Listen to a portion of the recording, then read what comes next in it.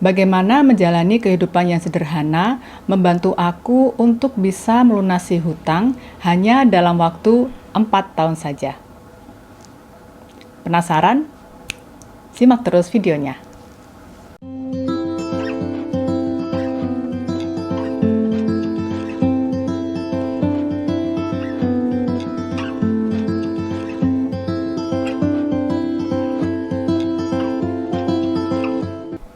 Halo, salam sejahtera untuk kita semua. Jumpa lagi dengan aku, Maria, dan masih ditemani si jerapah. Dan ini adalah channel aku, Breakfast with Lucas. Di channel ini, aku suka membahas topik seputar gaya hidup minimalis, sederhana, dan bersahaja. Jika teman-teman menyukai topik semacam ini, jangan lupa subscribe. Sesuai judulnya, di video kali ini aku mau sharing tentang pengalaman aku dan suamiku dalam usaha untuk melunasi cicilan dan hutang. Sebelumnya, aku mau disclaimer dulu. Aku bukan ahli keuangan atau perencana keuangan, atau aku juga bukan seorang ahli ekonomi. Jadi, apa yang akan aku sampaikan ini adalah murni dari pengalaman aku pribadi sebagai orang awam.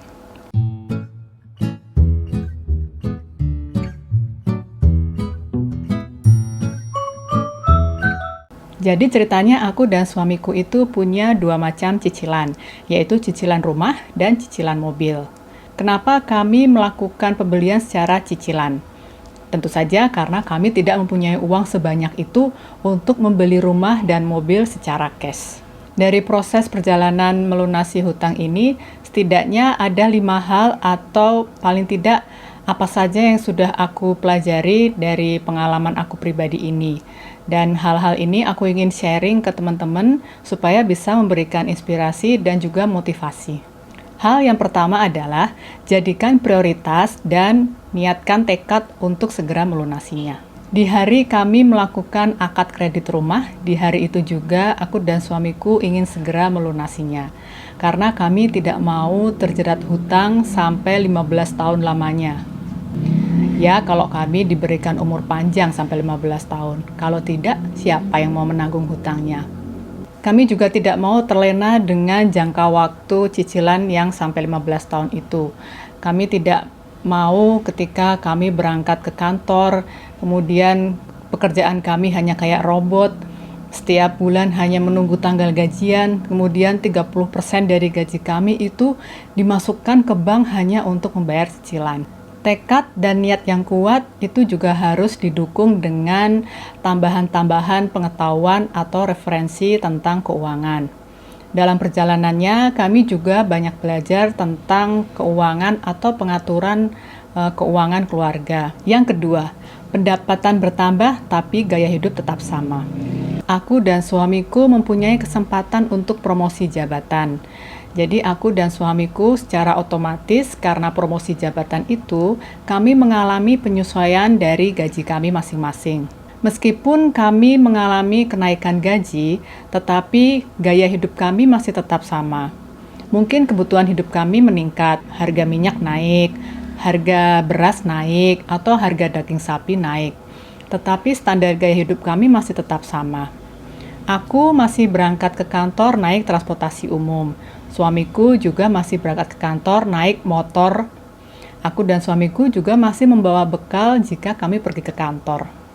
Justru dengan penambahan pendapatan kami, ini memberikan kesempatan kepada kami untuk bisa menabung lebih banyak lagi. Jadi kami ngumpulin semua dari gaji, dari THR, bonus, dan insentif.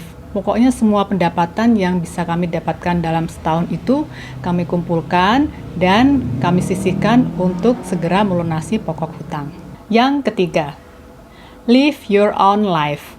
Jalanilah kehidupanmu sendiri, bukan kehidupan orang lain. Aku mengamati bahwa terkadang masyarakat kita ini secara tidak langsung membentuk sebuah standar-standar gaya hidup tertentu. Apalagi sekarang ada sosial media. Terkadang di sosial media itu muncul opini atau informasi yang bisa dikonsumsi oleh publik. Itu juga alasan kenapa aku puasa sosial media. Terkadang sosial media itu membuat kita itu menjadi terpaksa menjalani kehidupan di dunia maya. Jangan sampai kita ini menjadi orang yang berstatus BPJS, budget pas-pasan jiwa sosialita. Kalau misalnya kita ini gajinya UMR, jangan berusaha untuk menjalani gaya hidup seorang CEO. Aku punya pengalaman menarik yang sampai sekarang masih aku ingat. Jadi suatu hari aku dan temanku ini makan di sebuah restoran. Kemudian saat aku mau membayar si makanan ini, aku kan ngeluarin dompet ya. Nah, dompet ini tuh memang udah aku pakai kayak sekitar 10 tahunan gitulah. Sebetulnya secara fungsi itu masih berfungsi dengan baik karena dia resleting masih bisa ditutup.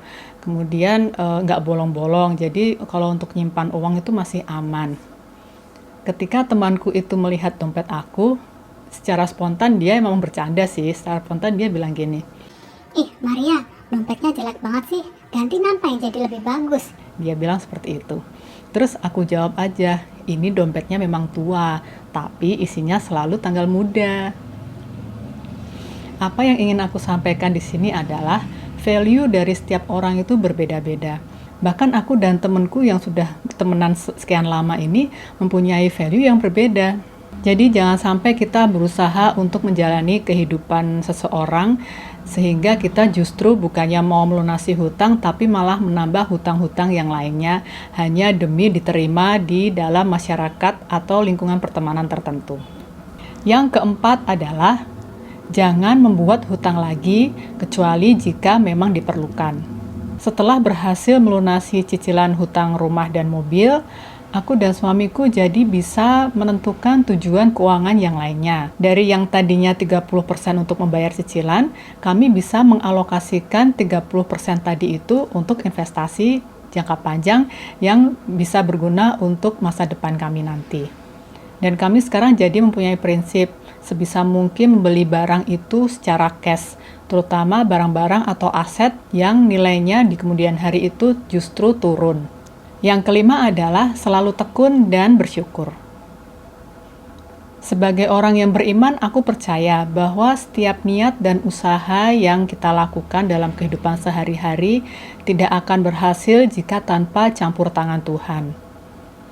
Aku meyakini bahwa Tuhan itu tidak pernah terlambat. Dia selalu tepat waktu. Begitu juga apa yang keluargaku alami sekarang ini. Aku meyakini bahwa kehadiran Lukas, anakku, di tengah keluarga kami ini merupakan salah satu bukti nyata bahwa Tuhan itu tidak pernah datang terlambat. 1 tahun setelah aku dan suamiku bebas cicilan dan hutang, ternyata Lukas hadir di tengah keluarga kami. Jadi ibaratnya kayaknya Tuhan itu memberikan kesempatan kepada aku dan suamiku untuk mempersiapkan segala sesuatunya untuk Lukas. Nah, jadi gimana teman-teman? Apakah makin termotivasi untuk segera melunasi cicilan dan hutang? Dari apa yang aku sampaikan ini, aku ingin memberikan inspirasi kepada teman-teman bahwa menjalani gaya hidup yang sederhana itu sangat-sangat bermanfaat bagi kehidupan kita sehari-hari, terutama dalam hal keuangan. Sekian video dari aku, semoga memberikan inspirasi dan motivasi ya. Sampai jumpa.